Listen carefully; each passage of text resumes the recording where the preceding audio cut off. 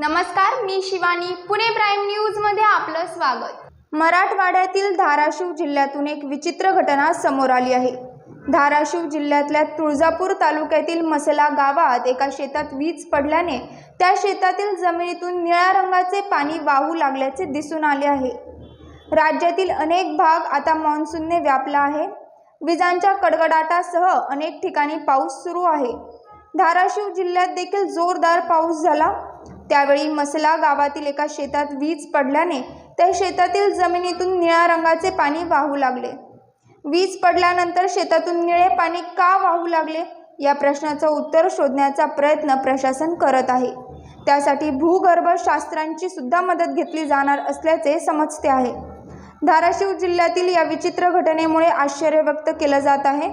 वीज पडून जमिनीतून निळे पाणी येऊ लागल्यामुळे ते पाहण्यासाठी परिसरातील नागरिकांनी गर्दी केली आहे. तसेच निळ्या पाण्याच्या प्रवाहाचे व्हिडिओ काढून लोक ते सोशल मीडियावर शेअर करत आहेत.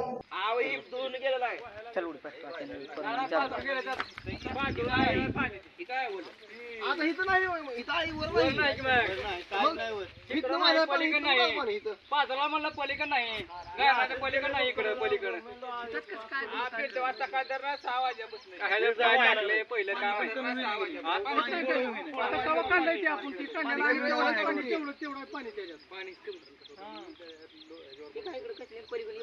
पाहत रहा पुणे प्राईम न्यूज. धन्यवाद.